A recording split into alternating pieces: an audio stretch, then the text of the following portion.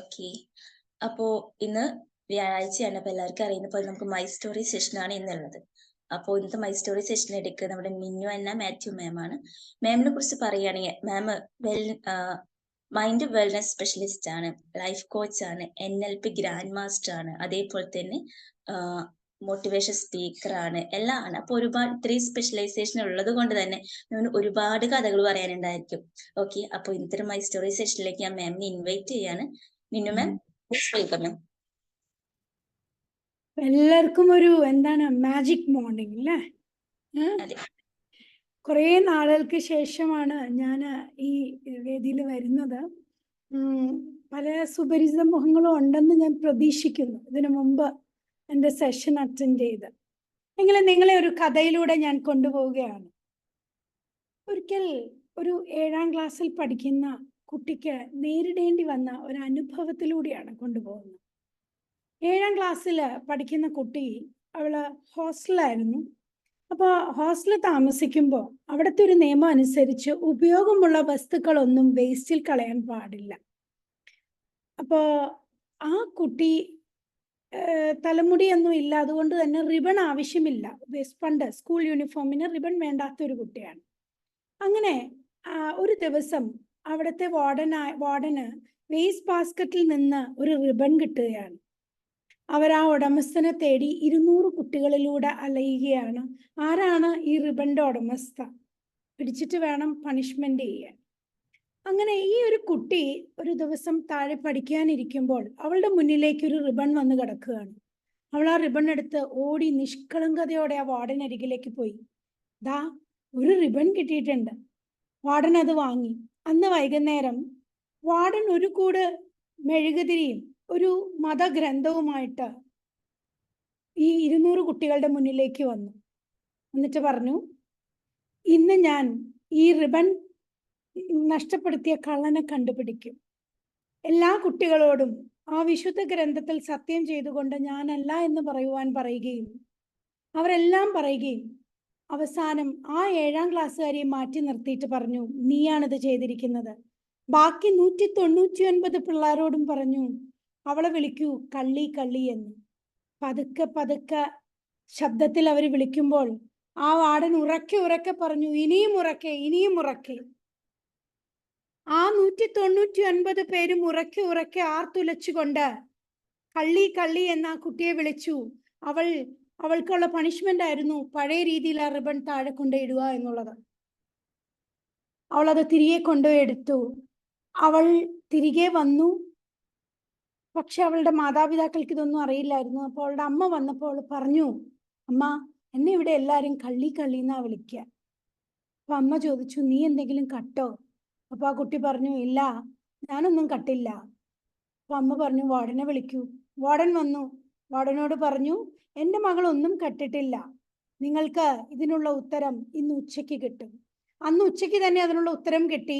സീനിയേഴ്സായ കുട്ടികൾ വളം മേടിച്ചു കൊണ്ടുവന്ന റിബൺ കടക്കാരൻ കെട്ടിക്കൊടുത്ത റിബണാണ് ആ വേസ്റ്റ് ബാസ്ക്കറ്റിൽ എറിഞ്ഞത്. പ്രിയമുള്ളവരെ, എനിക്ക് ചോദിക്കാനുള്ളതും ഒന്ന് തന്നെയാണ്. ആ കുട്ടി ആരാകുമായിരുന്നു? ആർക്കെങ്കിലും ആൻസർ ചെയ്യാൻ പറ്റുമോ? ഒന്നല്ലെങ്കിൽ ഒരു കള്ളി, അല്ലെങ്കിൽ ജീവിതം തന്നെ നിരാശ പൂണ്ട ഒരു കുട്ടി. അത് മറ്റാരുമല്ല, നിങ്ങളുടെ മുന്നിലിരിക്കുന്ന ഞാനാണ്. ഞാൻ എൻ്റെ ജീവിതത്തിൽ ഉപയോഗിച്ച ടാക്ടിക്സ് ആണ് ഞാൻ പറയാൻ പോകുന്നത്. ഒരിക്കലും എന്നെ വേദനിപ്പിച്ച വാർഡനോട് എനിക്ക് പ്രതികാരം തോന്നിയില്ല. അന്ന് മുതൽ ആ 7ാം ക്ലാസ്സിൽ പഠിക്കുന്ന എനിക്ക് അവരോട് ജീവിതം കൊണ്ട് മധുര പ്രതികാരം ചെയ്യണമെന്ന് മാത്രമേ ഉണ്ടായിരുന്നുള്ളൂ. ആ വാർഡൻ അന്ന് മുതൽ എന്ത് ജോലി എന്നെ ഏൽപ്പിച്ചുവോ വളരെ സത്യസന്ധമായും കൃത്യനിഷ്ഠമായും ഞാനത് ചെയ്തു കൊടുത്തിട്ടുണ്ട്. ടിൽ നൗ ആ വാർഡൻ അവര് കണ്ടിന്യൂസ്ലി ഇങ്ങനെ കുട്ടികളെ പീഡിപ്പിച്ചുകൊണ്ട് നടന്നു. വർഷങ്ങൾക്ക് ശേഷം ഞാൻ BCM കോളേജിലാണ് എൻ്റെ പ്രീ ഡിഗ്രി കാലഘട്ടം പൂർത്തിയാക്കിയത്. സ്കൂളിലാണ് കേട്ടോ ഈ അനുഭവം.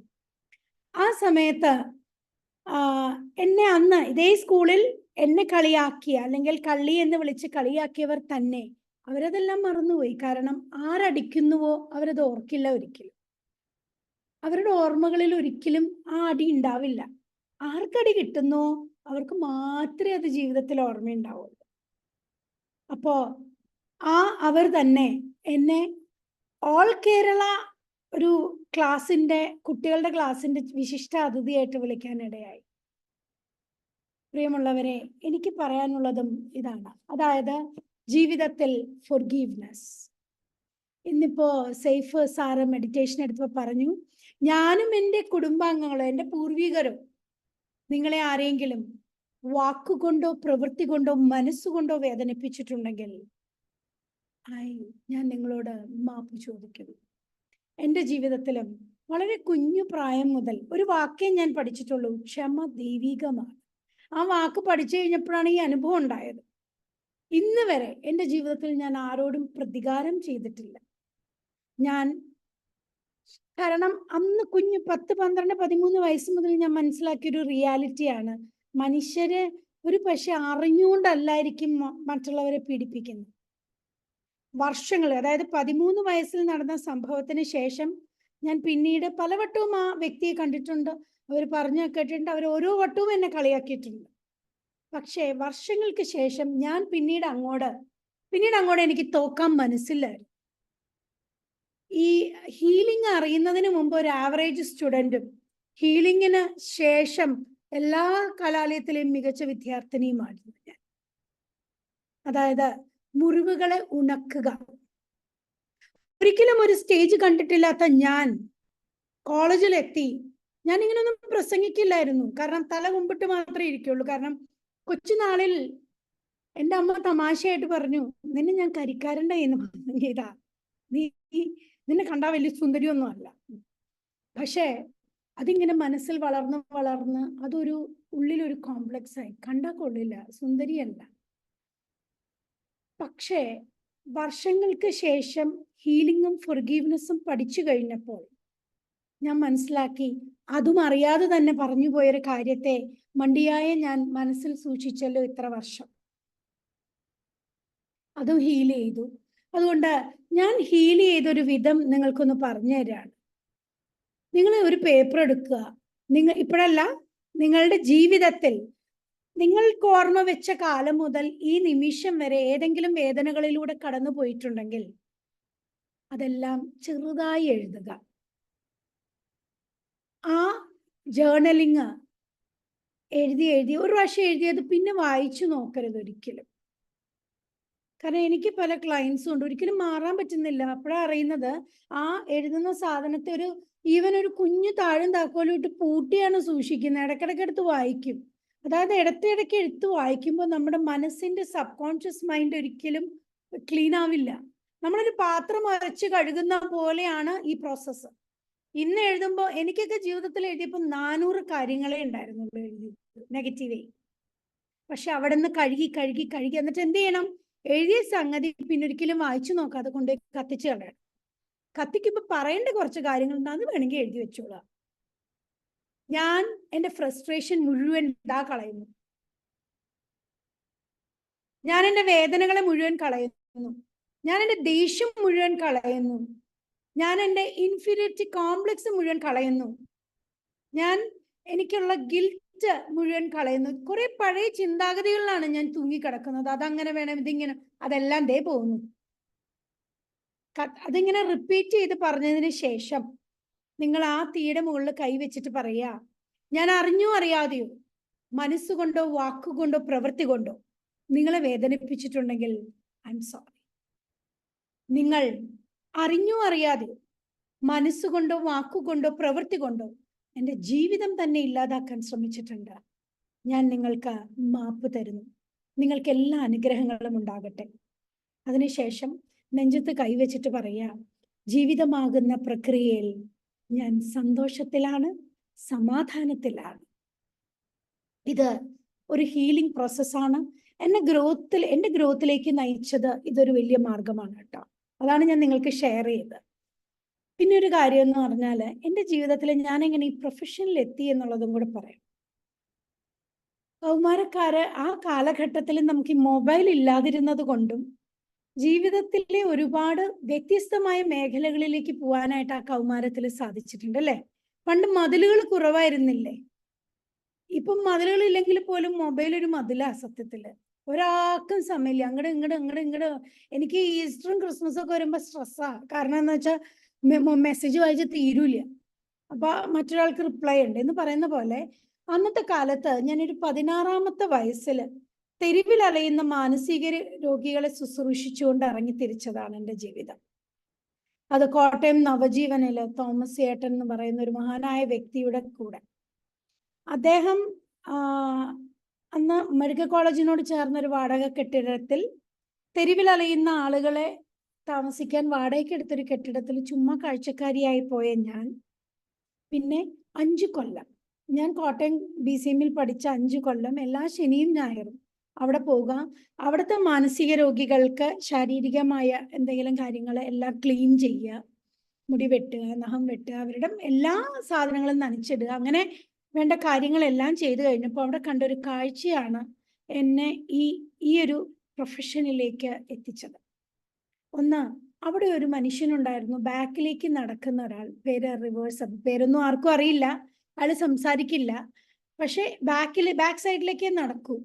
അങ്ങനെ ആ മനുഷ്യൻ നടന്ന് ഈ തോമസ് ഏട്ടൻ പിടിച്ചോണ്ട് വന്നു. മുടിയൊക്കെ വെട്ടി, ജട പിടിച്ച മുടി അതെല്ലാം വെട്ടി ക്ലീൻ ചെയ്ത 4 വർഷത്തെ ട്രീറ്റ്മെന്റിന് ശേഷം അദ്ദേഹം ഒരു പേപ്പറിൽ എഴുതി കാണിച്ചു ഒരു ഫോൺ നമ്പർ. ആ ഫോൺ നമ്പറിൽ വിളിച്ചപ്പോൾ അദ്ദേഹത്തെ വിളിക്കാനായി വന്നത് മഹാരാഷ്ട്ര രജിസ്ട്രേഷനുള്ള 3 ബെൻസ് കാറാണ്. പ്രിയമുള്ളവരെ, ഞാൻ ഞെട്ടിപ്പോയി. കാരണം അത്രയും വലിയൊരു കോടീശ്വരന് എന്തേ ഇങ്ങനെ സംഭവിച്ചത്? അദ്ദേഹത്തിന്റെ വീട്ടുകാർ അദ്ദേഹത്തെ വർഷങ്ങളായിട്ട് അന്വേഷിക്കുകയായിരുന്നു. അത്രയേ ഉള്ളൂ. മനസ്സിന്റെ ആങ്സൈറ്റി അല്ലെങ്കിൽ സ്ട്രെസ് ആർക്കും വരാം, എല്ലാവർക്കും ഉണ്ട്. സ്ട്രെസ് ഇല്ലാത്തവൻ മനുഷ്യനല്ല. പക്ഷേ തക്ക സമയത്ത് നമ്മളെ കൈ പിടിക്കാൻ ഒരാളുണ്ടെങ്കിൽ ഒരിക്കലും നമ്മൾ തളരില്ല, തകരില്ല. സോ അന്ന് ഞാൻ ഡിസൈഡ് ചെയ്തു, ആരെങ്കിലും തളർന്ന് താഴെ പോകുന്നെങ്കിൽ അവർക്ക് കൈ പിടിക്കുന്ന ഒരാളായി മാറുക. അന്ന് മുതൽ എംപതി, ഒരു മനുഷ്യന് ഏറ്റവും വലിയൊരു കാര്യമാണ് മറ്റുള്ളവരുടെ വികാരങ്ങളെ സ്വന്തം കാലിൽ നിന്ന് മനസ്സിലാക്കുക എന്നുള്ളത്. ആ കൗമാരക്കാരിയായി ഞാൻ എംപതി ഡെവലപ്പ് ചെയ്യാൻ തുടങ്ങി. അങ്ങനെ ആളുകളോട് കൂടുതൽ എംപത്തറ്റിക് ആയിട്ട് പെരുമാറാൻ തുടങ്ങി. ഇന്ന് എനിക്ക് 44 വയസ്സാണ്. 44 വയസ്സിലെത്തി നിൽക്കുമ്പോൾ എൻ്റെ അച്ഛനും ഗ്രാൻഡ് പേരൻസും എല്ലാവരും ഉൾപ്പെടെ, അതായത് അമ്മയുടെ അമ്മ പോലെ ഫാദറിന്റെ ഗ്രാൻഡ് പേരൻസും ഫാദറിന്റെ പേരൻസും ഫാദറിനെ ഉൾപ്പെടെ 44 പേരെ കിടപ്പ് രോഗികളുടെ മലവുമൂത്രം എല്ലാം എടുത്ത് നോക്കുവാനുള്ള ഒരു സൗഭാഗ്യം എനിക്ക് ദൈവം തന്നിട്ടുണ്ട്. അത് ഇന്നും ഒരു വലിയ അംഗീകാരമായിട്ട് തന്നെയാണ് ഞാൻ കരുതുന്നത്. അതൊക്കെ ചെയ്യാൻ എനിക്ക് പറ്റിയല്ലോ എന്നുള്ളൊരു എനിക്കതിൽ വലിയ ആത്മപ്രശംസയാണ് തോന്നുന്നത്. മറ്റൊന്ന് എന്നെ ജീവിതത്തിലേക്ക് നയിച്ച, എന്നെ സക്സസ്ഫുൾ ആക്കിയ ഒരു കാര്യം എന്താണെന്ന് വെച്ചാൽ, ഞാൻ എന്നും നമ്മൾ മറ്റുള്ളവരെ കമ്പയർ ചെയ്യില്ലേ, അവർ വലിയ ആളാ, വലിയ പുലികളാ, ഞാനൊന്നുമല്ല.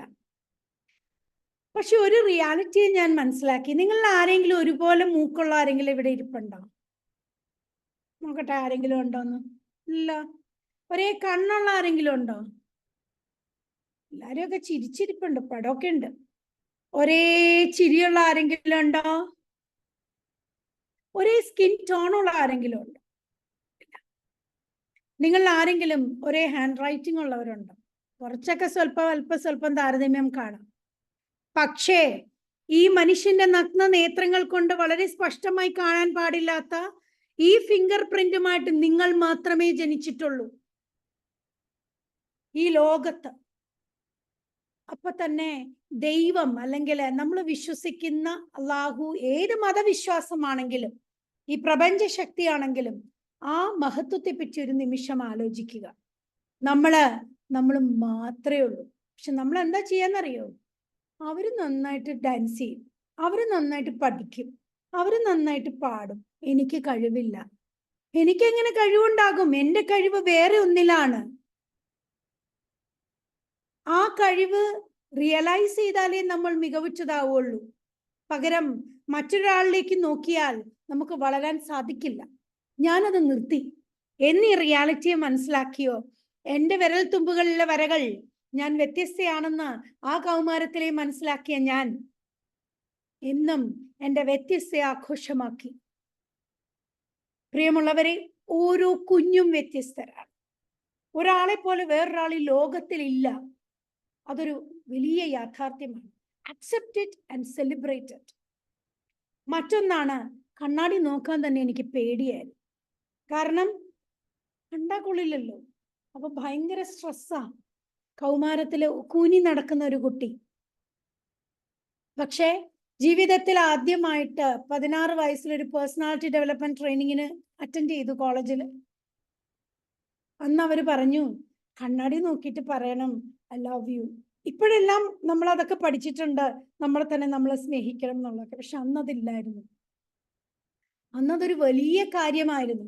കണ്ണാടി നോക്കി എന്നെ സ്നേഹിച്ച് സ്നേഹിച്ച് സ്നേഹിച്ച് സ്നേഹിച്ച് ഞാൻ സ്റ്റേജ് കണ്ടിട്ടില്ലാത്ത ഞാൻ സ്റ്റേജ് മാത്രം കാണാൻ തുടങ്ങി. കോളേജ് ലെവലില് മിമിക്രി മോണാക്ടിന് ഫസ്റ്റായി, യൂണിവേഴ്സിറ്റി ലെവലായി, സൗത്ത് ഇന്ത്യൻ ലെവലായി, നാഷണൽ ലെവലായി, സൗത്ത് ഏഷ്യൻ 2000 സാർക്ക് നടത്തിയ സൗത്ത് ഏഷ്യൻ യൂണിവേഴ്സിറ്റി വിന്നറായി. പ്രിയമുള്ളവരെ, നമ്മളെ സ്നേഹിച്ച പിന്നെ പറക്കും നമ്മൾ. അതുകൊണ്ട് തന്നെ കണ്ണാടി നോക്കി എല്ലാവരും അവരവരെ ഇഷ്ടമുള്ള ഐ ലവ് യു. കാരണം ഈ ലോകത്ത് നമ്മൾ സ്നേഹിച്ചാൽ മാത്രമേ നമുക്ക് മറ്റുള്ളവരെ സ്നേഹിക്കാൻ സാധിക്കൂ.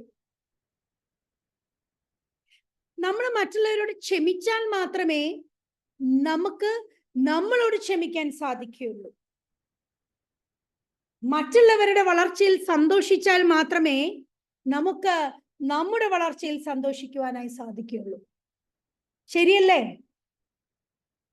So first, love yourself. Accept that you are unique. നമ്മൾ വ്യത്യസ്തരാണ്. അമ്മായിയമ്മ മരുമോളോട് പറയും, എന്റെ രുചിയില് ഞാൻ ഉണ്ടാക്കണ പോലെയൊന്നും നീ ചായ ഉണ്ടാക്കണില്ല, ഞാൻ നല്ല മിടുക്കിയ. മരുമോള് പറയും, ഈ അമ്മ ഉണ്ടാക്കുന്ന കറിയേക്കാൾ എത്ര നല്ലതാ ഞാൻ ഉണ്ടാക്കുന്നത്. We cannot compare. നമുക്ക് കമ്പാരിസൺ പറ്റില്ല. കാരണം അമ്മായി അതാ ഒന്നാവണമെങ്കിൽ ഈ വരകളും ഒന്നാവണം. നടപ്പില്ലാത്തൊരു കാര്യത്തിന്റെ പുറകെയാണ് നമ്മൾ ഓരോരുത്തരും ഫൈറ്റ് ചെയ്യാൻ പോകുന്നത്, വഴക്കിടാൻ പോകുന്നത്, അല്ലേ? ഈ ഭാര്യ ഭർത്താവിനോട് പറയാറുണ്ട്, ഭർത്താവ് ഭാര്യയോട് പറയാറുണ്ട്. സോ നമ്മൾക്ക് ആരെയും കമ്പയർ ചെയ്യാൻ പറ്റില്ല. കാരണം നമ്മളെല്ലാം വ്യത്യസ്തരാണ്, എല്ലാവരും. മറ്റൊന്നാണ്, നിങ്ങളിപ്പോ ഇന്ന് രാവിലെയൊക്കെ ചെയ്ത പോലെ മൈൻഡ്ഫുൾനെസ്. എന്നെ ലൈഫിന്റെ സക്സസ്ഫുള്ളിലേക്ക് ഞാൻ എന്നിട്ട് പറഞ്ഞില്ലേ, തോൽവിയിലൂടെ, അതായത് കള്ളിയെന്ന് വിളിച്ചു, മണ്ടിയെന്ന് വിളിച്ചു, വിളിച്ചവരെയെല്ലാം പരാജയപ്പെടുത്തിക്കൊണ്ട് പിന്നീട് അങ്ങോട്ട് പഠിച്ച കലാലയത്തിലെ എല്ലാം മികച്ച വിദ്യാർത്ഥിനിയായി. എന്നും ഇന്നും ഞാൻ ഇപ്പോഴും പഠിക്കുക. മറ്റൊന്നും കൊണ്ടും അല്ല, നമ്മൾ എന്നും പഠിക്കണം. പഠിച്ചുകൊണ്ടിരുന്നില്ലെങ്കിൽ നമ്മൾ ഈ സൊസൈറ്റി ആയിട്ട് അപ്ഗ്രേഡഡ് ആവില്ല. പുതിയ പുതിയ മെത്തേഡ്സുകൾ ഈ ലോകത്ത് വരുമ്പോ നമ്മൾ പിന്നിലേക്ക് വലിഞ്ഞു പോകും. സോ പഠിക്കാൻ പറ്റുന്ന ഒരു സാഹചര്യം പോലും കളയാതെ പഠിക്കുക. ഞാനിപ്പോൾ ഒരു PG diploma life skill education central യൂണിവേഴ്സിറ്റിയിൽ നിന്ന് എടുക്കുന്നു. ഒരു MSc ഇപ്പൊ കഴിഞ്ഞു. എനിക്ക് 2002 ഞാൻ MSc സാധാരണ പോലെ പഠിച്ചു, NLP എല്ലാം ചെയ്തു. പക്ഷെ എപ്പോഴും നമ്മൾ പഠിക്കാനും വായിക്കാനും കിട്ടുന്ന സമയങ്ങൾ പൂർണ്ണമായിട്ടും വിനിയോഗിക്കുക. ദിവസത്തില് ഒരല്പനേരമെങ്കിലും ഇതിലൂടെ തന്നെ ചെയ്യാം. അതായത് ദിവസവും നിങ്ങൾ എൻഷുർ ചെയ്യുക, നിങ്ങളുടെ ചാറ്റ് ബോക്സിൽ ഇടുക, ഞാൻ ഇന്ന് ഈ ബുക്കിന്റെ ഒരു പേജെങ്കിലും വായിച്ചു, ഈ ബുക്കാണ് ഞാൻ വായിച്ചത്. സോ വായിക്കും തോറും നമ്മൾ വളരും. ഒരു പാരഗ്രാഫ് വായിച്ചാൽ മതി, ആ പാരഗ്രാഫ് നമ്മുടെ ജീവിതത്തിന് ഒരുപാട് മാറ്റങ്ങളുണ്ട്. അതുകൊണ്ട് പഠിക്കാൻ കോഴ്സിന് ചേരണമെന്നൊന്നുമില്ല, വായിച്ചാൽ മാത്രം മതി. ഞാൻ വായനാശീലമൊന്നും ഇല്ലാതിരുന്ന ഒരാളാണ്. കാരണം ഒന്നാമത് ഈ എന്റെ കല്യാണം 2004 കഴിഞ്ഞു. ഹസ്ബൻഡ് ഒരു ആർമിയിൽ കേണലാണ്, ഈ VRS എടുത്തു.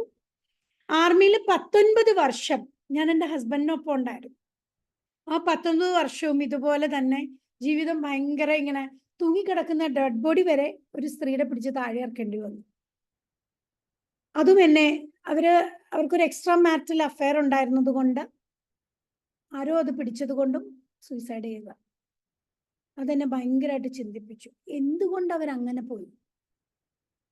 പലരും പല കാര്യങ്ങളും ജീവിതത്തിലേക്ക് വരുമ്പോൾ അവർ ചിന്തിക്കാത്തൊരു കാര്യം, നമ്മൾ മറ്റുള്ളവരെ കുറ്റക്കാരാക്കുക ചെയ്യുന്നത്. പക്ഷെ എന്തുകൊണ്ട് എന്ന് നമ്മൾ ചോദിച്ചാൽ നമുക്ക് പല ഉത്തരങ്ങൾ കിട്ടും. ഇഷ്ടമില്ലാത്ത ഒരു പുരുഷനെ കല്യാണം കഴിച്ച് ജീവിക്കേണ്ടി വന്നു, അതും സ്വന്തം അമ്മാവനെ, തമിഴ്നാട്ടുകാരാ. അപ്പൊ സ്നേഹിച്ച ചെറുക്കനെ ഉപേക്ഷിക്കേണ്ടത് ഉപേക്ഷിക്കാൻ പറ്റിയില്ല. തെറ്റാരുടെയാ? അപ്പോ ആ ഒരു റിയലൈസേഷൻ എന്നെ ഈ പ്രൊഫഷനിൽ ഭയങ്കരമായിട്ട് ഹെൽപ്പ് ചെയ്തു. മറ്റുള്ള ആ കുട്ടിയൊന്ന് പോട്ടെ, ബ്ലെയിം ചെയ്യാതിരുന്നിരുന്നെങ്കിൽ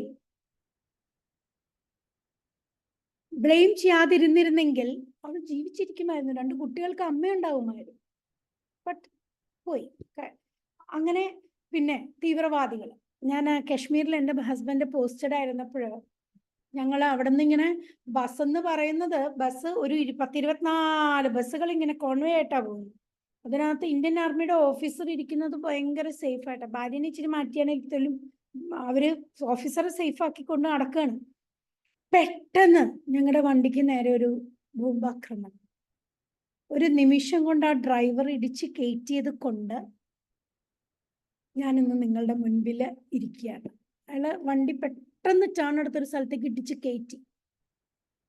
അങ്ങനെ ജീവിതത്തിന്റെ എനിക്കൊന്നേ പറയാനുള്ളൂ, തോൽവികളിലൂടെ കടന്ന് നിരാശരാകാതെ കടന്നു പോകുമ്പോൾ നമ്മൾ അവസാനം എത്തുക വിജയത്തിലായിരിക്കും. 11 വർഷം, അതായത് 2004 കല്യാണം കഴിച്ചെങ്കിൽ 2004 മുതൽ 11 വർഷത്തേക്ക് എനിക്ക് 11 സർജറി കഴിഞ്ഞ ഒരാളാണ്. 16 അനസ്തേഷ്യ. അതായത് കുട്ടികൾ ഉണ്ടായിരുന്നില്ല. അപ്പൊ കുട്ടികൾക്ക് വേണ്ടിയിട്ടും ട്യൂബിനകത്ത് പ്രഗ്നൻസി ആയും അങ്ങനെയൊക്കെ പല മരണത്തെ 4 വട്ടം ഞാൻ മുഖാമുഖം കണ്ടു. ഒരു വട്ടം എൻ്റെ ട്യൂബ് റപ്ചറായി, വേദന മുഴുവൻ ഞാൻ താങ്ങി, ആരും കൂടെ ഉണ്ടായിരുന്നില്ല. ആ സമയത്ത് 8 വർഷത്തിന് ശേഷമാണ് അത് ട്യൂബ് റപ്ചറാന്ന് പോലും മനസ്സിലാക്കുന്നത്. പക്ഷെ സ്റ്റിൽ ഞാൻ ഇവിടെ ഇരിപ്പുണ്ട്. കാരണം നമ്മള് ഈ ലോകത്ത് നമ്മളെല്ലാം ഈശ്വര വിശ്വാസികളാണ്, അല്ലെ? മതമല്ല ഞാൻ പറയുന്നത്. ഈ ലോകത്തിനൊരു വലിയ പവർ ഉണ്ട് എന്ന് വിശ്വസിക്കുന്നു. ആ പവറിന് നമ്മളെല്ലാം ഓരോ പേരിട്ടിരിക്കുന്നു, അത്ര തന്നെ. ആ പവറിൽ ഞാൻ അങ്ങേയറ്റം വിശ്വസിച്ചിട്ടുണ്ട്. പിന്നെ 4 വട്ടം മരണത്തെ മുഖാമുഖം കണ്ടു കഴിഞ്ഞു. പിന്നെ ഒരു തീരുമാനം എടുത്ത്, ഇനി ഞാൻ മുന്നോട്ടല്ല ചിന്തിക്കുക. നോ, ഈ ഒരു ദിവസം 3 തത്വങ്ങളെ ഞാൻ തൂക്കിയിടാൻ തുടങ്ങി. 1, ലീവ് ഫോർ ടുഡേ, ഇന്നൊരു ദിവസത്തേക്ക് ജീവിക്കുക. 2, എപ്പോഴും ചിരിക്കുക. 3, വലത് കൈയിൽ നിന്ന് കൊടുക്കുന്നത് വലത് കൈയിൽ നിന്നും തിരിച്ച് പ്രതീക്ഷിക്കാതിരിക്കുക. ആ 3 തത്വങ്ങളെ മുറുകെ പിടിച്ചാണ് ഞാൻ ജീവിക്കുന്നത്. ഞാൻ എപ്പോഴും മൈൻഡ്ഫുൾനെസ് പ്രാക്ടീസ് ചെയ്യുന്ന ഒരാളാണ്. അതായത് ഈവൻ ഭക്ഷണം കഴിക്കുമ്പോൾ ഇപ്പൊ എനിക്ക് ഹാബിറ്റായി. പണ്ട് അല്ലായിരുന്നു, നമ്മളങ്ങ് പോയി ഭക്ഷണം കഴിച്ചു എല്ലാം. ഇപ്പൊ അങ്ങനെയല്ല. ഒരു തുള്ളി വെള്ളം കുടിക്കുമ്പോഴും ഞാൻ മനസ്സിൽ ഇങ്ങനെ പറയും, എന്നെ ശുദ്ധമാക്കിയതിന് നന്ദി, ഈ വെള്ളം കൊണ്ട് എൻ്റെ ആരോഗ്യം മികവുറ്റാക്കിയതിന് നന്ദി, ഈ വെള്ളം എൻ്റെ രോഗങ്ങളെ മാറ്റിയതിന് നന്ദി. കുളിക്കുമ്പോ ഓരോ തുള്ളി വെള്ളവും അപ്പൊ 1 മണിക്കൂറൊന്നും വേണ്ട, ഒരു 15 മിനിറ്റ് വേണം കുളിക്കാൻ. വെള്ളം ഒഴിച്ചിട്ട് പറയും, ഓരോ തുള്ളി വെള്ളവും എന്നെ കൂടുതൽ മികവുറ്റാക്കിയതിന് നന്ദി, എൻ്റെ രോഗങ്ങളെല്ലാം കഴുകി കളഞ്ഞതിന് നന്ദി. ഈ ഒരു മൈൻഡ്ഫുൾനെസ്, അതായത് എന്താണ് മൈൻഡ്ഫുൾനെസ്? പാസ്റ്റുമല്ല ഫ്യൂച്ചറും അല്ല. പാസ്റ്റ് നമുക്ക് ഒരിക്കലും മാറ്റാൻ പറ്റില്ല. പിന്നെ പാസ്റ്റിൽ തൂങ്ങിക്കിടന്നിട്ട് ഒരു കാര്യവുമില്ല. ഫ്യൂച്ചറ് നമ്മുടെ പുതിയ പേജാ.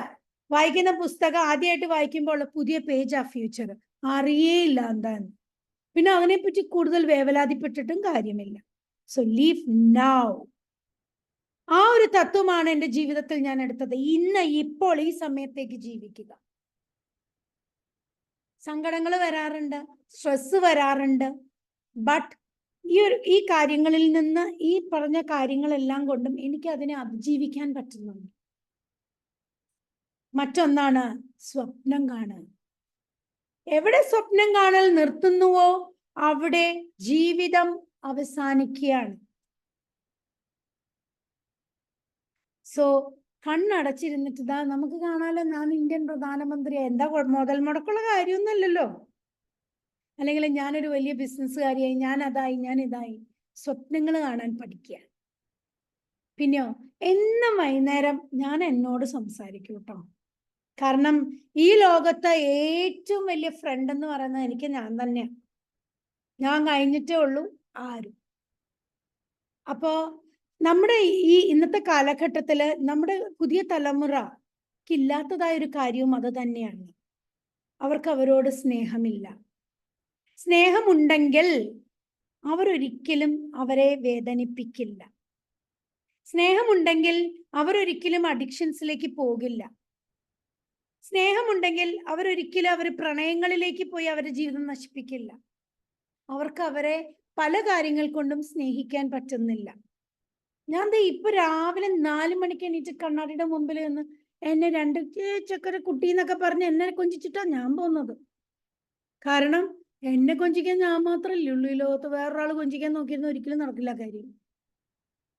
അപ്പോ നമ്മൾ തന്നെ നമ്മളെ സ്നേഹിക്കുക, നമ്മൾ തന്നെ നമ്മളോട് എപ്പോഴും സംസാരിക്കുക. നമ്മുടെ ഹൃദയം അതിന് മറുപടി നൽകും. അപ്പോ ഒന്നുമല്ലാതിരുന്ന, ലോകം കള്ളിയെന്നും മണ്ടിയെന്നും വിളിച്ച ഞാൻ അങ്ങനെ എന്താ പറയാ, പഠിച്ച കോളേജുകളിലെല്ലാം മികവുറ്റതായി മാറാൻ എന്നെ ദൈവം അനുഗ്രഹിച്ചു. പിന്നെ അങ്ങോട്ട് ജീവിതം കണ്ടു ശരിക്കും. അതായത് 11 ഓപ്പറേഷനും ഈ പട്ടാളത്തിലെ ജീവിതമൊക്കെ അടിപൊളിയായിരുന്നു. പക്ഷെ അവിടെ റിയാലിറ്റി മനസ്സിലാക്കി, ജീവിതം എന്താണെന്ന് കണ്ടു മനസ്സിലാക്കി. മറ്റൊന്ന്, ഇങ്ങനെ വളർന്നു പോകുമ്പോൾ നമ്മൾ എന്താണോ ആഗ്രഹിക്കുന്നത്, ഇപ്പൊ സേഫ് സാറ് പറഞ്ഞ പോലെ അട്രാക്റ്റഡ്. നമ്മൾ ഹീൽ ചെയ്താൽ മാത്രമാട്ടോ അട്രാക്ഷൻ നടക്കുള്ളൂ. ഞാൻ നിങ്ങളോട് പറഞ്ഞ പോലെ പേപ്പറിൽ എഴുതി കത്തിച്ച് അത് ഹീൽ ചെയ്ത് ഫോർഗിവ്നെസ് കൊടുക്കാതെ ഒരു അട്രാക്ഷനും നടക്കില്ല. അത് കഴിഞ്ഞാൽ ലോ ഓഫ് അട്രാക്ഷൻ നടന്നിരിക്കും. കാരണം 2 ദിവസം കൊണ്ടൊരു വണ്ടി കിട്ടിയവളാണ് ഞാൻ. അതായത് 2 ദിവസം കൊണ്ട് പുത്തൻ വണ്ടി. അതുപോലെ പെട്ടെന്ന് മഴ മാറും. നമ്മൾ ഈ മൈൻഡ്ഫുൾനെസ്സും അഫർമേഷനിലൂടെ നമ്മൾ എന്താ ആഗ്രഹിക്കുന്നത് റിപ്പീറ്റ് ചെയ്ത് പറഞ്ഞാൽ മതി. ആരോഗ്യമാണോ വേണ്ടത്? പറ്റുമോ കിട്ടുമോ എന്ന് പറയുന്നത് എനിക്കിത് ശരിയാവോ, എനിക്ക് ചെയ്യാൻ പറ്റുമോ? ഞാൻ അങ്ങനെ പറയാറില്ല. ഇപ്പൊ പണ്ട് പറഞ്ഞിരുന്നു, അന്നെല്ലാം തോറ്റിട്ടേ ഉള്ളൂ. പക്ഷെ ഇന്ന് എനിക്ക് കിട്ടാത്ത കാര്യം കിട്ടിയതിന് നേരത്തെ തന്നെ ഞാൻ താങ്ക്സ് പറയും. പ്രപഞ്ച സൃഷ്ടാവിന് അറിയാം തുടുത്തുവിട്ട അമ്പുകൾക്ക് എന്തൊക്കെ വേണം, എന്തൊക്കെ കൊടുക്കണം എന്നുള്ളത്. ബട്ട് ചില സമയത്ത് നമ്മൾ ചോദ്യം തന്നെയാണ്, എനിക്കത് തരണേ ഇത് തരണേ. അതിലും നല്ലത് എനിക്ക് തന്നതിന് നന്ദി, പരീക്ഷ ഏറ്റവും മികവുള്ളതാക്കിയതിന് നന്ദി. And repeat it. 21 പ്രാവശ്യമെങ്കിലും പറഞ്ഞാൽ ഉറപ്പായിട്ട് നടക്കും. പക്ഷെ നടക്കുന്നില്ലെങ്കിൽ ഹീലായിട്ടില്ല എന്നർത്ഥം. അപ്പോ സ്വപ്നങ്ങൾ കണ്ടുകൊണ്ട് ഞാൻ ഇങ്ങനത്തെ അഫർമേഷൻസും പറഞ്ഞുകൊണ്ടാണ് ജീവിക്കുന്നത്. അതുകൊണ്ട് തന്നെ ജീവിതം എവിടെ ചെന്ന് കാല് കൊട്ടുമ്പോഴും, അതുപോലെ ഞാൻ എപ്പോഴും പറയും, ഞാൻ നടക്കുന്ന വഴിയിലും നിൽക്കുന്ന വഴിയിലും എല്ലാം മറ്റുള്ളവർക്ക് പോസിറ്റീവ് എനർജി കൊടുക്കാൻ പറ്റിയതിന് നന്ദി. ആരെങ്കിലും എന്തിനാ എപ്പോഴും ചിരിക്കുന്നറിയൂ? ഒരു ചിരി പലരുടെ ജീവിതവും മാറ്റാൻ ഇടയാക്കി. എത്രയോ പേരുടെ, ചുമ്മാ മറുനാട്ടിൽ മീററ്റിൽ നിന്നൊരു സ്ത്രീയാ, അവരോട് ചോദിച്ചു മലയാളിയാല്ലേ? കാരണം നമ്മൾ മറുനാട്ടിൽ ചെന്ന് കഴിയുമ്പോൾ മലയാളി എന്ന് പറയണുണ്ടല്ലോ, അത്ര ഫേവറേറ്റ് സംഗതിയാണ്. മലയാളിയല്ലേ? എന്താ മോളെ ചിരിക്കാത്തെ? എനിക്ക് പിള്ളേരില്ല. ആ കൊച്ചു പറഞ്ഞു. പറഞ്ഞ എനിക്കും പിള്ളേരില്ല, എന്നുവെച്ചാൽ ചിരിക്കാതിരിക്കുന്ന എന്തിനാ?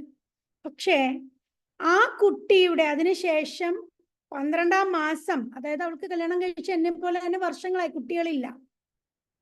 അവരെ ഒരു ജവാന്റെ ഭാര്യയാണ്. പക്ഷേ അവൾക്ക് നോക്കാൻ ആരുമില്ലാതെ 3 മാസം ഞാനൊരു മുത്തശ്ശിയായി. ആ അമ്മയും കുഞ്ഞിനെയും 3 മാസം ഞാൻ എൻ്റെ കൂടെ പാർപ്പിച്ചു നോക്കി. അതെനിക്കൊരു വലിയ അനുഭവമായിരുന്നു. അതായത് എനിക്ക് മക്കളില്ല, പകരം എൻ്റെ വീട്ടിൽ നിറച്ച് കുട്ടി ഉടുപ്പുകൾ ഇങ്ങനെ കഴുകിയിട്ടിരിക്കുന്നു. ആ അമ്മയും കുഞ്ഞും എൻ്റെ കൂടെ. ആ കുട്ടിയെ നോക്കാൻ ആരുമില്ലായിരുന്നു. കാരണം പേരൻസ് ഒക്കെ വയസ്സാകുമ്പോൾ IVF-ലൂടെ കുട്ടി ഉണ്ടായത്. അപ്പൊ ഒരു ചിരി കൊണ്ട്, ഒരു ചിരി ചിരിച്ചത് കൊണ്ട് എനിക്ക് അവരെ നോക്കാനുള്ളൊരു ഭാഗ്യം ദൈവം തന്നു. ഒരു തിരുവനന്തപുരത്തുണ്ട്, 10-10-10 കുട്ടിയാണ് ആ കുട്ടി. സ്റ്റിൽ അവൾക്ക് അവളുടെ അമ്മയെ പോലെയല്ല. എപ്പോഴും എല്ലാ കാര്യങ്ങളും പറയാനായിട്ട് വിളിക്കും. അപ്പോ നമ്മുടെ ജീവിതത്തെ ഒരു ചിരി കൊണ്ട് പോലും പലരുടെ ജീവിതത്തെയും നമ്മുടെ ജീവിതത്തെയും മാറ്റാനായിട്ട് നമുക്ക് സാധിക്കും. ചിരിക്കാൻ മറന്നു പോകുന്നുണ്ടെങ്കിൽ അതിന്റെ അർത്ഥം ഹീലായിട്ടില്ല എന്നുള്ളതാണ്. നമ്മൾ ആദ്യം ചെയ്യേണ്ട പ്രക്രിയ, നമ്മൾ തൂങ്ങിക്കിടക്കുന്ന ആ പാഴ്മരത്തെ വെട്ടി ദൂരെ എറിയുക. അത് എത്ര വർഷം പഴയതാണെങ്കിലും, ഏതെങ്കിലും ഒരു പഞ്ചസാര പാത്രത്തിൽ 10 വർഷം മുമ്പിട്ട പഞ്ചസാര പിന്നീട് ഒരിക്കലും കഴുകാനിടയായിട്ടില്ലെങ്കിൽ എപ്പോഴെങ്കിലും സ്പൂണിട്ട് ഇളക്കുമ്പോൾ ആ 10 വർഷം പഴയ പഞ്ചസാരയും പുതിയ പഞ്ചസാരയോടൊപ്പം കയറി വരും. അതാണ് മനസ്സിന്റെ അവസ്ഥയും. അവിടെ മനസ്സിന് വരുന്നത് പഴകിയ ഒരു ചൊവ എന്ന് പറയുന്നത് നമ്മുടെ പഴയ ദുരനുഭവങ്ങളാണ്. അതാണ് ദേഷ്യവും സങ്കടവും വൈരാഗ്യവും വാശിയുമായി ഇടയ്ക്കിടയ്ക്ക് പുറത്തു വരിക. അതുകൊണ്ട് പ്രിയമുള്ളവരെ, എനിക്ക് പറയാനുള്ളത് ഇതാണ്: please heal yourself. Heal ചെയ്യേണ്ട, സ്വന്തമായി ഹീൽ ചെയ്യേണ്ട ഒരു പ്രോസസ്സ് ഞാൻ പറഞ്ഞു തന്നു. ഇനി നിങ്ങൾക്ക് നിങ്ങളെ സ്നേഹിക്കേണ്ട ഒരു പ്രക്രിയ, എനിക്കറിയില്ല സേഫ് സാറ് പഠിപ്പിച്ചിട്ടുണ്ടോന്ന്. Sir I love you therapy ചെയ്തിട്ടുണ്ടോ? പറഞ്ഞോളൂ. ഇതിൽ പല പല ആളുകൾ മാറി മാറി വരും. ഓക്കെ, നിങ്ങള് എല്ലാരും ഒന്ന് കണ്ണടയ്ക്കുക. എല്ലാരും ഒന്ന് കണ്ണടയ്ക്കുക. മൂക്കിലൂടെ ശ്വാസം എടുത്ത് വായിലൂടെ പുറത്തു വിടുക. Take a deep breath. Hold it. Relax. Save big on hotels. Take a deep breath. Hold it.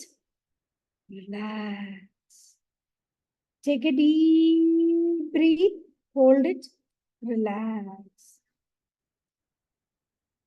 നിങ്ങൾക്ക് ഏറ്റവും ഇഷ്ടമുള്ള ഒരു മുറിയിലേക്ക് നിങ്ങൾ കടക്കുന്നതായി കാണുക. ആ മുറിക്കുള്ളിലെ വാതിലുകൾ അടയ്ക്കുക. നിങ്ങൾ ഒരു കണ്ണാടിയുടെ മുന്നിലാണ്, നിങ്ങളോളം വലിപ്പമുള്ള ഒരു കണ്ണാടിയുടെ മുൻപിൽ നിൽക്കുന്നത് കാണുക.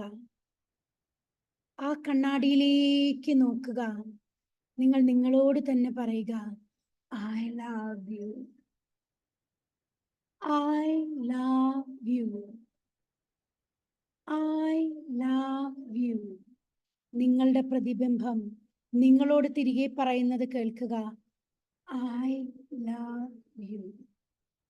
നിങ്ങളുടെ ഇടതുവശത്തും വലതുവശത്തും, നിങ്ങളുടെ പിറകിലും മുകളിലും താഴെയും കണ്ണാടികൾ ഉള്ളതായി കാണുക. നിങ്ങൾ ചുറ്റോട് ചുറ്റും കണ്ണാടികളാണ്. നിങ്ങളൊരു കണ്ണാടിക്കൂടിനുള്ളിലാണ്. ആ കണ്ണാടിയിലേക്ക് നോക്കി നിങ്ങൾ പറയുക, ഐ ലവ് യു. മനസ്സിൽ ഉരുവിട്ടുകൊണ്ടേയിരിക്കുക, I love you, I love you, I love you, I love you, I love you, I love you, I love you, I love you, I love you, I love you, I love you. നിങ്ങളെ സ്നേഹിക്കുന്ന എല്ലാവരും നിങ്ങളുടെ ചുറ്റും വന്ന് നിൽക്കുന്നതായി കാണുക.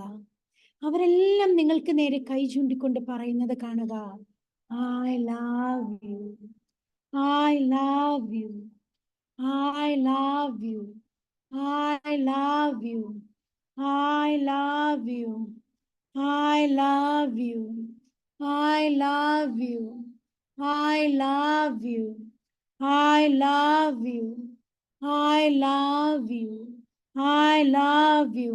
നിങ്ങൾ വിശ്വസിക്കുന്ന ഈശ്വരന്മാർ, ദൈവം, ശക്തികൾ എല്ലാവരും നിങ്ങൾക്ക് നേരെ കൈ ചൂണ്ടി പറയുന്നത് കാണുക, I love you, I love you, I love you, I love you, I love U. ആകാശത്തിലെ മേഘങ്ങൾ, ഭൂമിയിലെ മൺതരികൾ, ആകാശത്തിലെ നക്ഷത്രങ്ങൾ, ഈ പ്രപഞ്ചം, വൃക്ഷങ്ങൾ, ജലാതി മത്സ്യങ്ങൾ, പക്ഷികൾ, ജീവജാലങ്ങൾ നിങ്ങളോട് പറയുന്നത് കേൾക്കുക, I love you, I love U, I love you. I love you. I love you. I love you. I love you. I love you. I love you. I love you. I love you. മഴയും മേഘവും മഞ്ഞും നിങ്ങളോട് പറയുന്നത് കേൾക്കുക. I love you. I love you. I love you.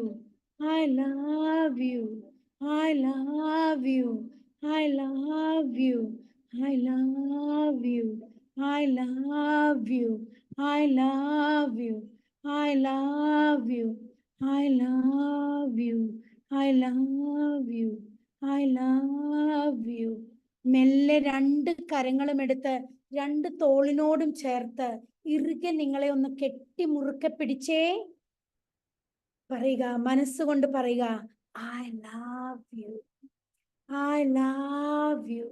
രണ്ട് കരങ്ങളും ചേർത്ത് നിങ്ങൾ വാരിപ്പുണർന്ന് നിൽക്കുമ്പോൾ I love you. കൈ രണ്ടും കൂട്ടിത്തിരുമ്മി കണ്ണിൽ വെച്ച് കണ്ണ് തുറന്നേ.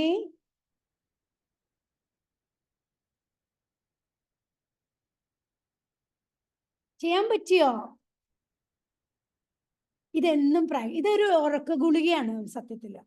ഉറക്കം വരാത്തവർക്ക് കൊടുക്കുന്ന ഒരു ഉറക്ക ഗുളികയാ. ഗുളികയ്ക്ക് പകരമുള്ള സാധനം. കട്ടില് കയറി കിടക്കുക, ഇപ്പൊ ചെയ്യിപ്പിച്ച പോലെ ചെയ്യുക, പക്ഷെ വാ കൊണ്ട് പറയരുത്, മൗത്ത് ഉപയോഗിക്കരുത്. മനസ്സുകൊണ്ട് ഇങ്ങനെ ഉരുവിട്ട് മന്ത്രം പോലെ I love you, I love you. നിങ്ങൾ വളരെ കോൺഫിഡന്റ് ആയിട്ടും വളരെ കാരണം നമ്മൾ പാതി ഉറക്കത്തിലേക്ക് പോകുമ്പോഴാണ് നമ്മുടെ മനസ്സ് അലേർട്ട് ആവുന്നത്. കോൺഷ്യസ് മൈൻഡ് താഴെ പോയിട്ട് സബ് കോൺഷ്യസ് മൈൻഡ് കൂടുതൽ അലേർട്ട് ആകുന്നു. അപ്പൊ നമ്മൾ വിചാരിക്കുന്നു ജീവിതത്തിൽ നടക്കും. അപ്പോ രാത്രി കിടക്കുമ്പോൾ വാഗൊണ്ട് പറയാതെ ഈ I love you പറയാം. അപ്പൊ ഞാൻ എൻ്റെ ജീവിതത്തിലൂടെ ഞാൻ കടന്നുപോയ കുറെ കാര്യങ്ങൾ പറഞ്ഞു. കള്ളിയെന്നും മണ്ടിയെന്നും വിളിച്ചവരെ വൈരാഗ്യത്തോടെ കാണാതെ സ്വീറ്റ് റിവെഞ്ച്, മധുര പ്രതികാരത്തോടെ ജീവിതം ഞാൻ മുന്നേറി.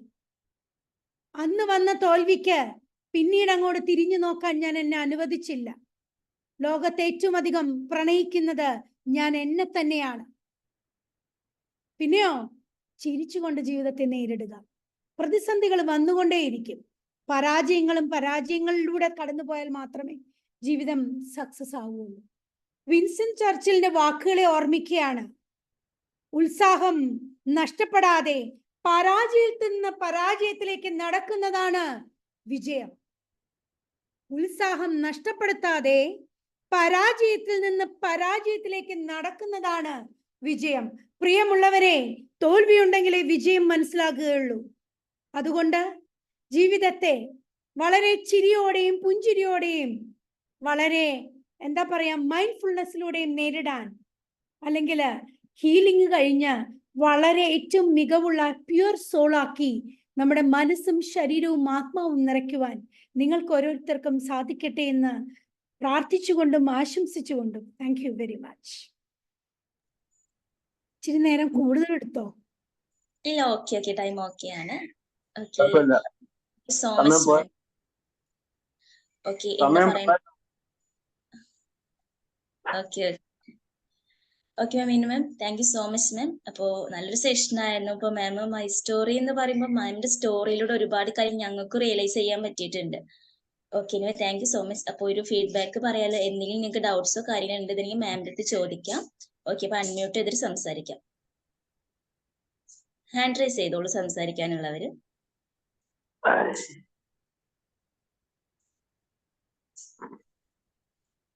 Hello, good morning. Good morning ma'am. സമയം പോയത് അറിഞ്ഞില്ല. അത്രയും ഉള്ളില് ഇങ്ങനെ നല്ല ഫ്ലുവന്റ് ആയിട്ട് മാമിന്റെ കാര്യം പറഞ്ഞു. ആ 3 ബേസിക് കാര്യങ്ങൾ മാം പറഞ്ഞത് നമ്മള് ചെയ്യുന്ന കാര്യത്തിൽ നിന്ന് ഒന്ന് എക്സ്പെക്ട് ചെയ്തിരുന്നു, സൊസൈറ്റിയിൽ നിന്ന് ഇങ്ങോട്ടേക്ക് ഒന്ന് എക്സ്പെക്ട് ചെയ്തിരുന്ന ആ 3 കാര്യം ശരിക്ക് ഞാൻ എന്റെ ജീവിതത്തിൽ പാലിക്കുന്ന ഒരു കാര്യമാണ്. ശരിയാ സാർ, എക്സ്പെക്ട് ചെയ്താൽ നിരാശ വരും. അതെ, എക്സ്പെക്ട് ചെയ്താൽ നമുക്ക് നിരാശ വരും. പക്ഷെ യൂണിവേഴ്സ് നമുക്ക് വേറെ പല ഭാഗത്തുനിന്ന് അതിന്റെ റിട്ടേൺ തരും. അതെ അതെ, കറക്റ്റ്. കാരണം ഈ കൈ കൊണ്ട് കൊടുത്താൽ ഇവിടുന്ന് എവിടുന്നെങ്കിലും ദൈവം നമുക്ക് തരും. വരും. നമ്മളെ വളരെ സിമ്പിൾ ആയിട്ട് സോൾവ് ചെയ്യാം. നല്ലൊരു ക്ലാസ് ആയിരുന്നു മാം. Thank you sir. അനുഭവങ്ങൾ നേരിട്ട് കേട്ടപ്പോ വളരെയധികം ഇംപ്രസീവ് ആയി. Thank you ma'am. Thank you. Okay, thank you, Bashir sir. Then Prasad sir. Okay, thank you. സമയം ഒരുപാടായിട്ടുണ്ട്, 6:30 ആയിട്ടുണ്ട്. എന്നാൽ നമുക്ക് പെട്ടെന്ന് വൈൻഡപ്പ് ചെയ്യാനുള്ള സമയമായിട്ടുണ്ട്. വളരെ പെട്ടെന്ന് പറയാം. നല്ലൊരു സ്റ്റോറി ആയിരുന്നു. മറ്റുള്ളവർക്ക് പ്രചോദനം നൽകുന്ന സ്റ്റോറിയാണ്. അതായത് സ്വന്തം സ്റ്റോറി പറഞ്ഞിട്ടാണ് പോവല്ല, മറ്റുള്ളവർക്ക് കൂടി പ്രചോദനം ചെയ്യുന്ന, അല്ലെങ്കിൽ നമ്മൾ പല പരാജയങ്ങളിലൂടെയും നമ്മൾ നോക്കുമ്പോൾ പലർക്കും പല സുഖങ്ങളും സന്തോഷങ്ങളും ഒക്കെ കാണും. ഉള്ളിലേക്ക് ഇറങ്ങി ചെല്ലുന്തോറും അവരുടെ ആഴങ്ങളും പരപ്പുകളും നമ്മൾ കാണാൻ തുടങ്ങിയാൽ നമ്മുടെ കണ്ണിന് കാഴ്ച ശക്തി കുറച്ചുകൂടെ കൂട്ടേണ്ടി വരും. അങ്ങനെ കൂട്ടിക്കഴിഞ്ഞാൽ നമുക്കിവിടെ കാണാൻ കഴിയുന്നത് ഒരേ പോലുള്ള മനുഷ്യരാണെന്നുള്ളതാണ്. എല്ലാവർക്കും ദുഃഖങ്ങളുണ്ട്, എല്ലാവർക്കും സുഖങ്ങളുണ്ട്. പക്ഷെ നമ്മൾ കാണുമ്പോൾ നമ്മുടെ ദുഃഖങ്ങൾ മാത്രം കാണുകയും മറ്റുള്ളവരുടെ സുഖം മാത്രം കാണുകയും ചെയ്യുമ്പോഴാണ് ഈ പ്രശ്നങ്ങളൊക്കെ വരുന്നത്. അവർക്കൊക്കെ ഭയങ്കര സുഖമാണല്ലോ, എനിക്ക് ദുഃഖമാണല്ലോ എന്ന് ചിന്തിക്കുമ്പോഴാണ്. എല്ലാവർക്കും ഒരേപോലെ ദുഃഖങ്ങളും സന്തോഷങ്ങളും ഉണ്ട്. പൊരുതി ജയിക്കുക, അത്രേ ഉള്ളൂ. പൊരുതാതെ ഒരാളും ജയിക്കില്ല.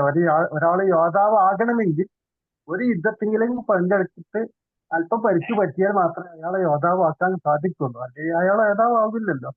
Thank you ma'am. Thank you sir.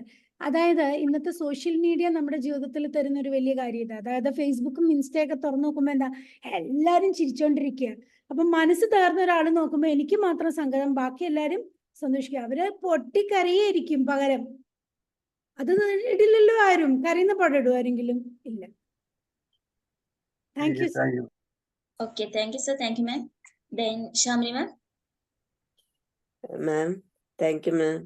ശരിക്കും മോട്ടിവേഷൻ തരുന്ന ഒരു അതായിരുന്നു മാമിന്റെ സ്വന്തം ജീവിതം എടുത്ത് പറഞ്ഞപ്പോൾ. വളരെയധികം മോട്ടിവേഷന് ഞങ്ങൾക്ക് എല്ലാവർക്കും കിട്ടിയിട്ടുണ്ട്. സ്വപ്നം കാണുന്നത് നിർത്തരുത് എന്ന് പറയുന്നുണ്ട്. ഹീലിങ്ങിന് വളരെ ഇമ്പോർട്ടൻസ്. ഹീലിംഗ് പൊതുവെ ഇവിടെ സേഫ് സാറ് മെഡിറ്റേഷനിൽ എപ്പോഴും പറയാറുണ്ട് ഫോർഗിവ്നെസ്സിനെ കുറിച്ച്. പിന്നെ അത് ഈ മെത്തേഡുകളും പലരും പറഞ്ഞു വന്നിട്ടുണ്ട്. പക്ഷെ അത് സിസ്റ്റമാറ്റിക് ആയിട്ട് ഒന്നുകൂടെ ക്ലിയർ ആയിട്ട് മാമിന്റെ സ്വയം എങ്ങനെ ഹീൽ ചെയ്തു എന്ന് പറഞ്ഞു തന്നു. ഇത് ഞാൻ എന്തായാലും ലൈഫിൽ കൊണ്ടുപോകും. പിന്നെ നമ്മളെന്താന്ന് വെച്ചാൽ നമ്മൾ നമ്മളോട് തന്നെ സംസാരിക്കണം.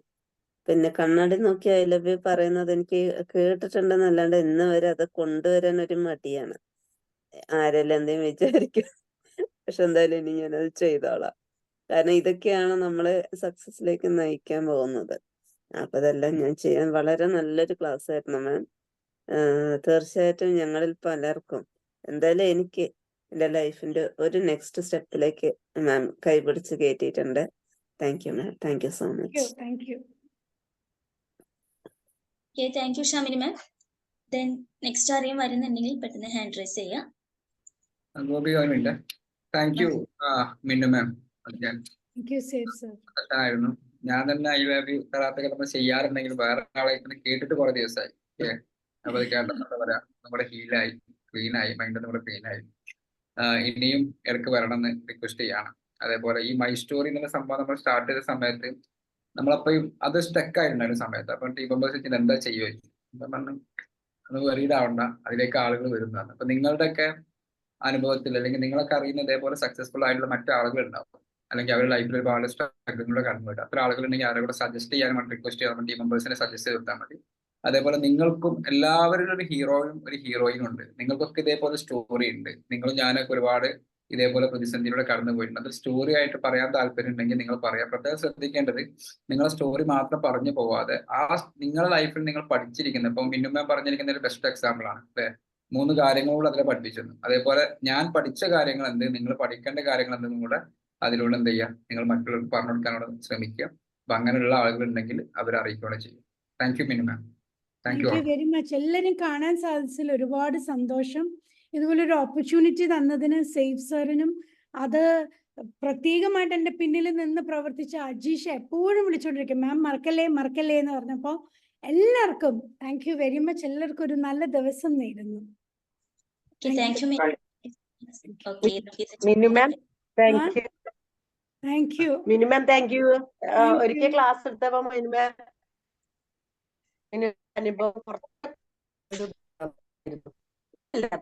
ക്ലാസ് എടുത്തപ്പോ അപ്പൊ ഇന്നത് കംപ്ലീറ്റ് ആക്കി തന്നു എന്നുള്ളതാണ്. നല്ലൊരു അനുഭവങ്ങളായിരുന്നു പറഞ്ഞത്. Thank you ma'am. Thank you thank you. Thank you ma'am Okay, thank so you much. Ma'am. Thank you. Okay, sir. Bye. അപ്പൊ ശരി എന്നാ അപ്പൊ ശരി, bye to. ബൈ. മാം